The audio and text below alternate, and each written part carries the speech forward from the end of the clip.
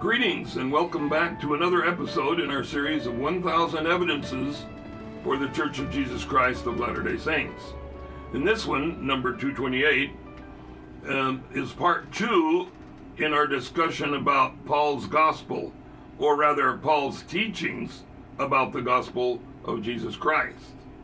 As stated in our last episode, in my many discussions with critics of the church over the years, they try to claim that the LDS Church is false because it teaches another gospel that had not been taught by Paul.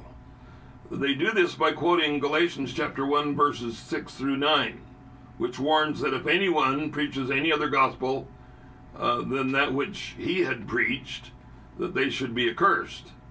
In our last episode, we found that the LDS Church is following Paul's description of the gospel much more closely than the evangelical sects of the critics.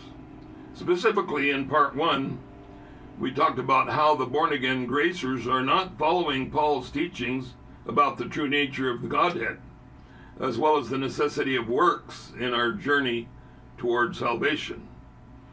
Another concept is Paul's teaching about the premortal existence of all mankind.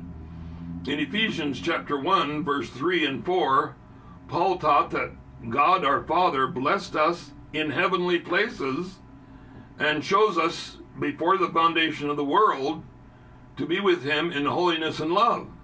No other church follows Paul in teaching this eternal truth. Another of Paul's teachings, which is neglected by the critics, is his reference to baptisms for the dead, which he mentions in 1 Corinthians chapter 15, verse 29. Usually the critics dance around the issue by saying that Paul was referring to a pagan practice. Huh? Why would Paul point to a pagan practice to try to convince his readers to believe in the resurrection?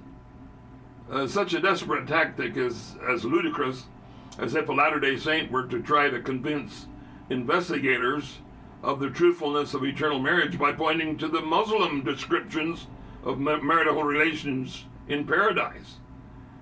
That wouldn't hold, wouldn't do any good. We don't care what the Muslims believe. We will discuss more of Paul's neglected teachings in our next episode. Suffice it to say for now that our critics are misrepresenting the gospel of Paul. They not only do not teach all of what he taught, they teach other concepts which Paul did not write about. Thanks for watching, and remember, call, don't fall. Call on the true God of the Bible, who is offering the true, complete gospel, not a mishmash of confusing contradictions.